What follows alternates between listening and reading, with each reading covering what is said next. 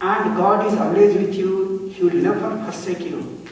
If you maintain relationship with God, that is yourself, then always you will be happy and you will feel that you have got everything in your life.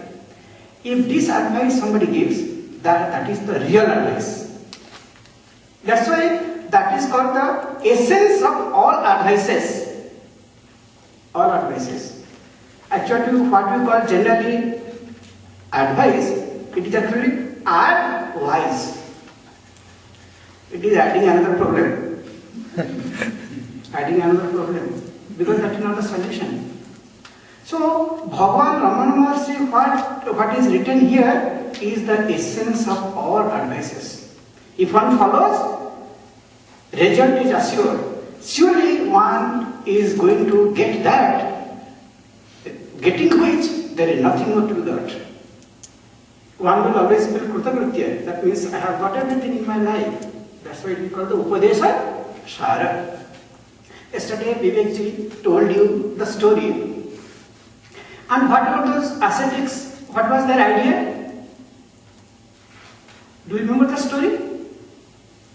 There are some ascetics, they were the devotees of Lord Shiva. They were staying in a forest called Daruka Banani. Daruka means the cedar trees. You will see in that fence some cedar trees are there, from which we make the matchstick. So there in Himalayas there is a forest, and it is coniferous, evergreen trees. So these ascetics, they were staying in that forest and they were devoting their entire time in the worship of Lord Shiva. Though they were devotees of Lord Shiva, they were worshipping Lord Shiva to gain different kind of powers. Okay?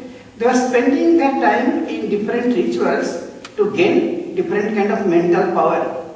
Like you must have seen in India now, so there are in different parts of the world, there are people are there who can just see you and they can read your mind what is going on. Okay, they can read that. Some people, just by seeing a pole, they can bend it. Then you not have to hit the pole, the iron pole.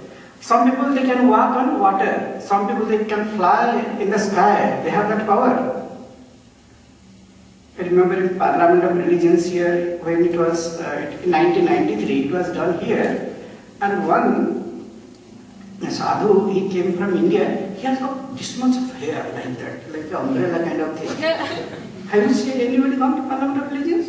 In 1993, it was done. You have gone there. Do you know what he was doing? He was just bringing the hand, and he was doing like this, and he was creating this Shiva lingas, and he was giving to people from nowhere. He can materialize things. And he will create Rudraksha Mala, and he will give to people. Now you have to buy and they can stay. You have stitched all these things? Or it is available to buy? Available, okay. See, what to do so much of work, what he can just create. And he was giving to people, so people are very much attracted. What a great power he has. So, and this is the result of different kind of mental, physical and mental action, particularly mental actions. So if we act, then we can get different kind of power. In the physical actions, we will create physical result. We are able to send a shuttle to the space and it is staying there, still it is continuing.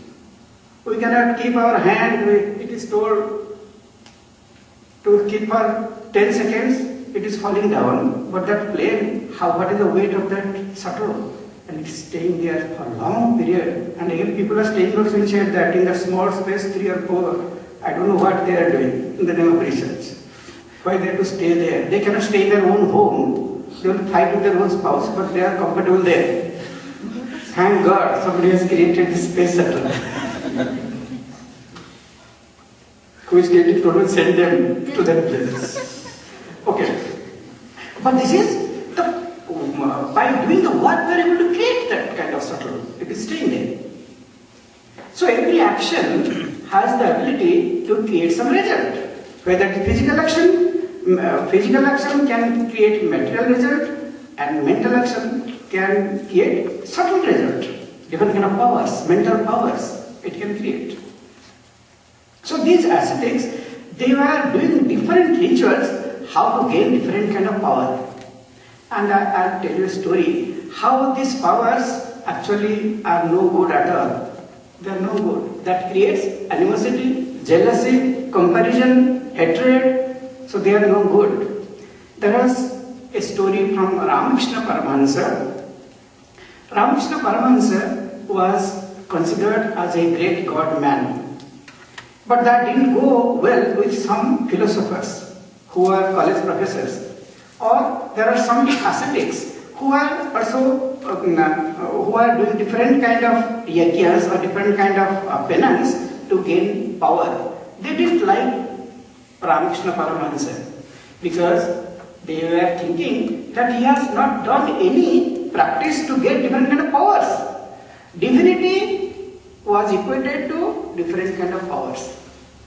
Then those people were jealous of Ramakrishna Paramahansa. Why so many people are respecting him unnecessarily? He is an ignorant person, he has not studied, he has not done all these practices, he has no power.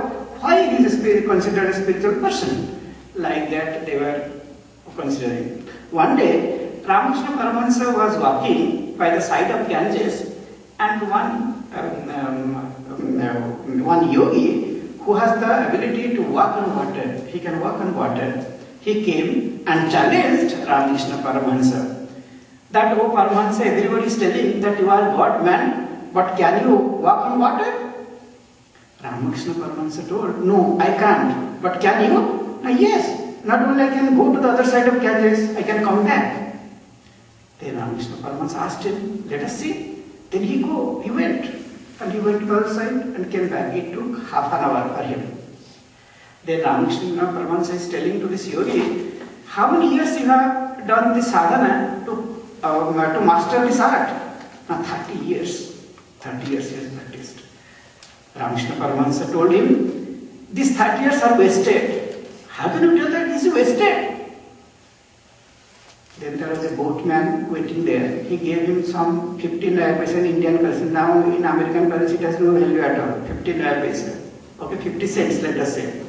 And he went to the other side of the Ganges and came back in 10 minutes. How much money he spent? 50 cents. How much time? Total half an hour. And this person 30 years.